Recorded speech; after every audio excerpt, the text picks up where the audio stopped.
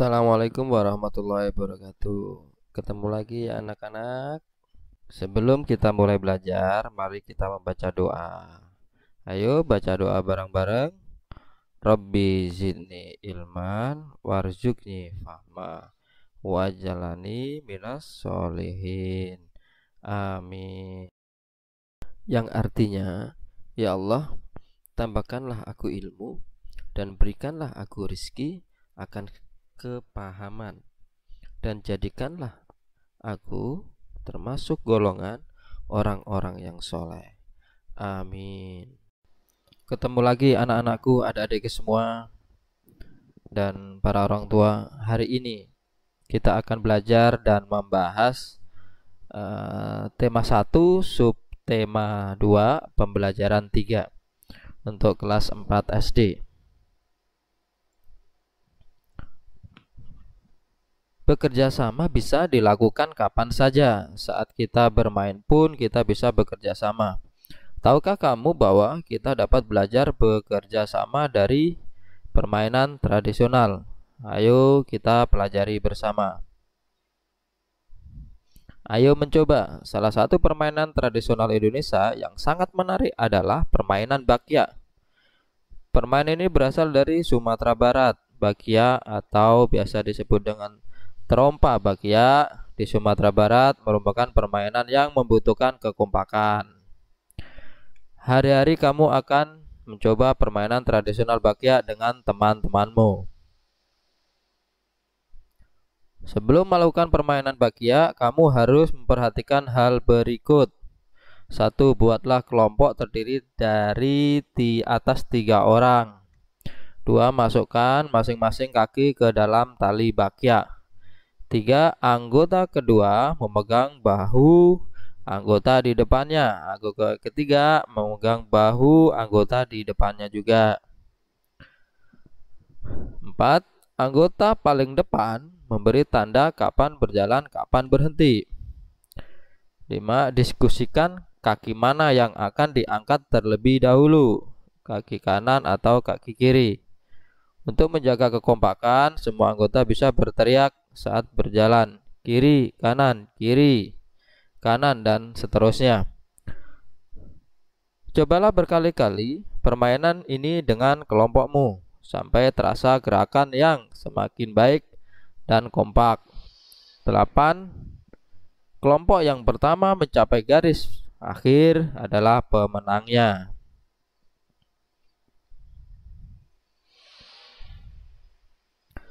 Setelah bermain bakya, diskusikanlah hal berikut dengan teman kelompokmu. 1. Apakah kelompokmu berhasil mencapai tujuan tepat waktu? Mengapa? Berikut ini jawabannya. Ya, kelompokku berhasil mencapai tujuan tepat waktu karena kami kompak saat melangkahkan kaki. Kedua, bagaimana pengaruh gerak yang dilakukan setiap anggota kelompok terhadap pencapaian tujuan dalam permainan? Gerak yang dilakukan setiap anggota kelompok memiliki banyak pengaruh terhadap pencapaian tujuan dalam permainan. Ketiga, apa kesulitan yang kamu hadapi saat bermain bakya? Kesulitan yang dihadapi saat bermain bakya adalah menjaga kekompakan langkah antar anggota kelompok. 4. Bagaimana sikapmu terhadap teman satu kelompok saat bermain bakya? Segera mengingatkan jika ada yang salah langkah dan segera membantu saat ada yang terjatuh. Dalam kelompok terdiri dari beberapa anggota yang memiliki kemampuan beragam, namun hal tersebut tidak menghalangi kita untuk tetap bekerja sama. Saling menghargai perbedaan dalam bekerja sama akan membantu tim mencapai tujuan. Itu adalah motonya.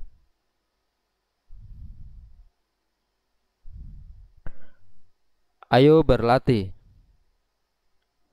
Saat bermain bakya, kamu tentunya harus mendengarkan peluit yang ditiupkan guru dan aba-aba temanmu. Kegiatan tersebut tentunya membutuhkan pendengaran yang baik. Masih ingatkah kamu tentang pentingnya indera pendengar? Ayo kita mengingatnya kembali.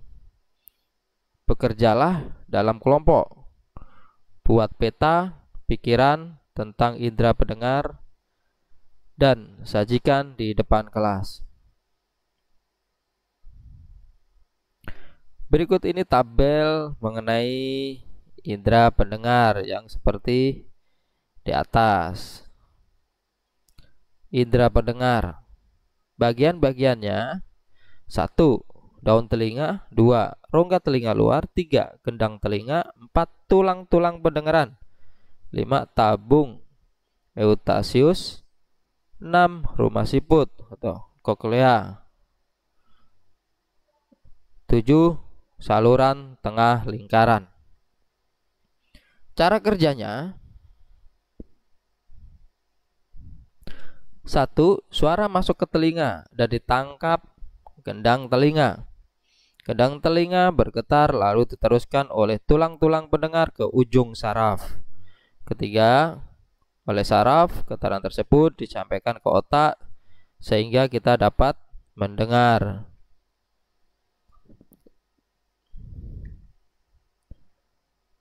Fungsi: telinga merupakan indera pendengar. Selain sebagai indera pendengar, telinga juga berfungsi sebagai alat keseimbangan tubuh.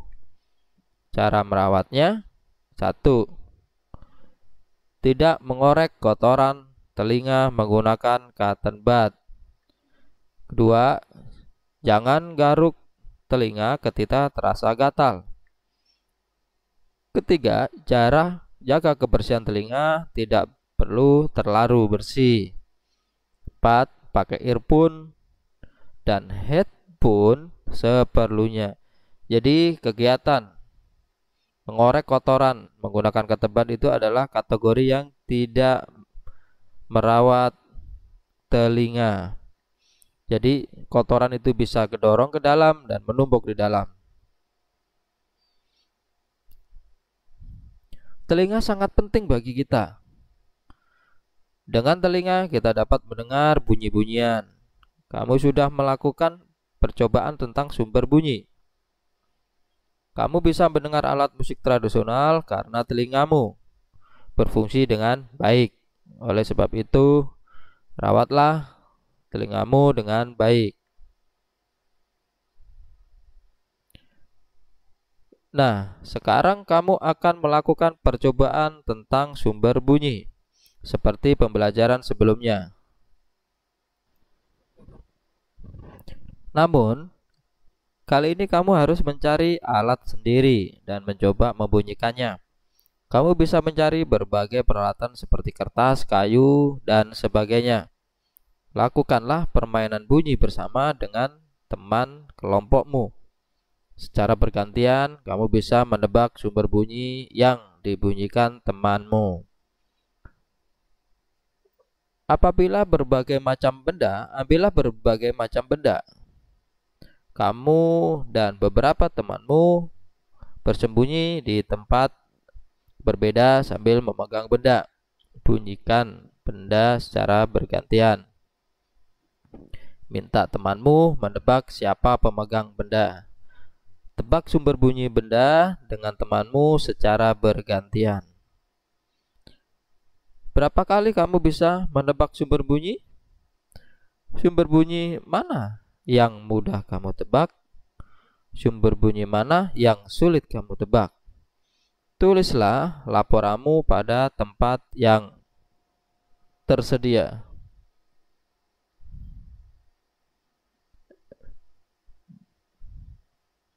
Berikut ini tabel laporan kegiatan percobaan. Nama percobaan: benda bergetar sebagai sumber bunyi. Tujuan percobaan: menjelaskan penyebab timbulnya bunyi dan cara perambatan bunyi.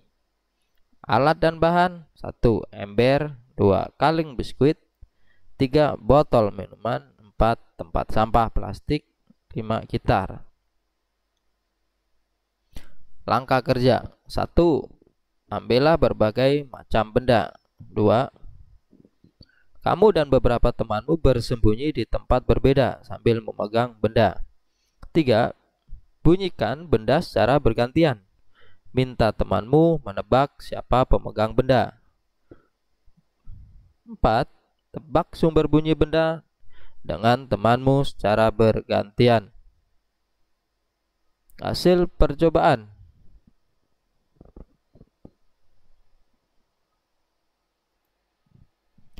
Setelah dilakukan percobaan, ada siswa yang dapat menebak asal suara secara benar. Ada pula yang salah menebak asal suara. Suara yang paling sering ditebak adalah ember dan kaleng biskuit karena suaranya paling keras, serta gitar karena suaranya paling berbeda.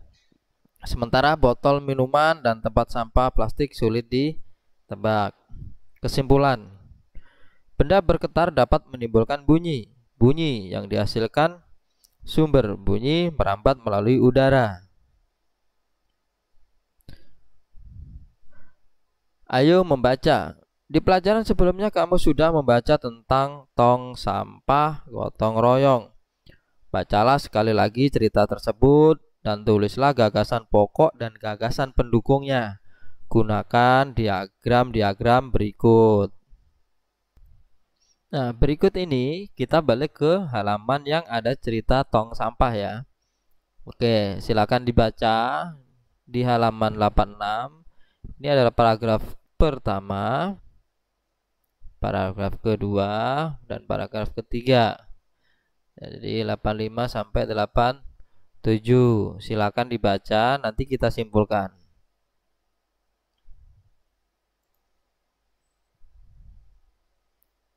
Nah, berikut ini sudah ada kesimpulan dari paragraf 1. Gagasan pokoknya, warga berbungkul dengan berbagai peralatan dan perlengkapan di lapangan kampung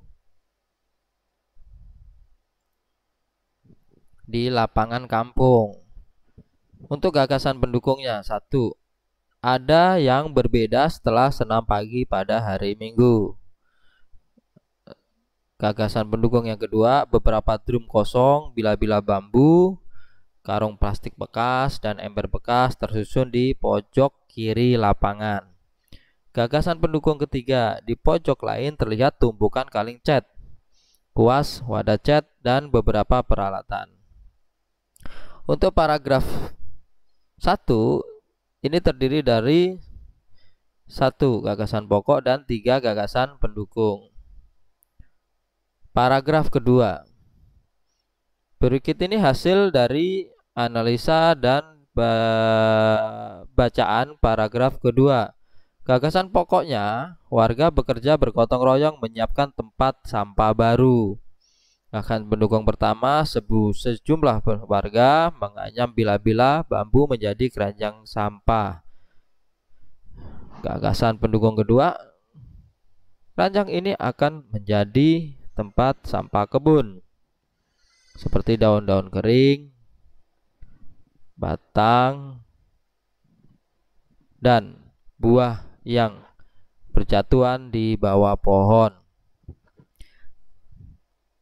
Gagasan pendukung ketiga, Lani memilih untuk membantu warga yang memoleskan cat dasar putih pada ember dan drum bekas. Gagasan pendukung keempat, ada juga warga yang menambal lubang-lubang di karung-karung plastik bekas agar nantinya bisa dipakai kembali menjadi tempat sampah kering. Paragraf ketiga.